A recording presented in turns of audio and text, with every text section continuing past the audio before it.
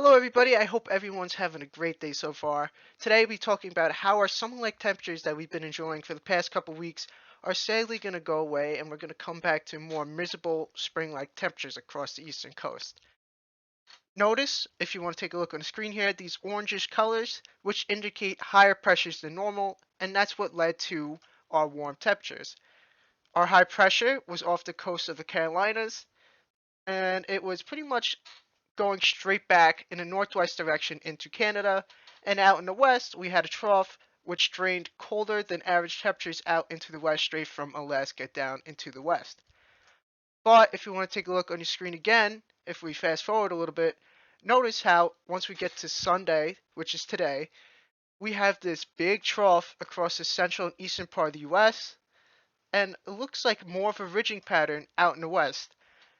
Notice the little spikes and isobars right here, these lines that go across the map are isobars, just to let you guys know.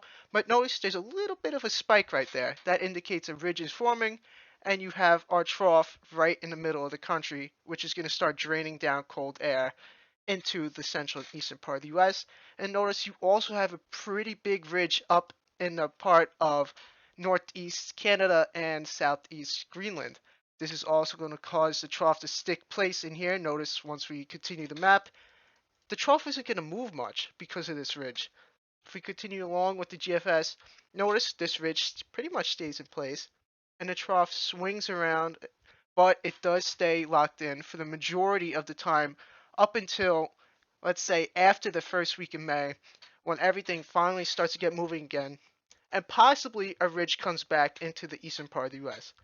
But for the next 10 to 14 days, at least into the end of April and the start of May, the west is going to warm up significantly and the east is going to cool down significantly as well and see a lot more precipitation, which we have not seen in the first month of April. On your screen now is the CPC's percentage of being either above or below average temperatures. The CPC stands for Climate Prediction Center. Out in the west, you can see our highest percentage chance of being above average stretches anywhere from Nevada all the way into Washington. That's your 70 to 80% chance range of being above normal. Also, the same pretty much goes for anywhere from Texas all the way into southern Indiana. That's your 70 to 80% chance of being below normal. On the bottom of your screen are the percentages of either being below normal or above. You can look at this and look at your location and compare what you might be, well, your chances being above and below.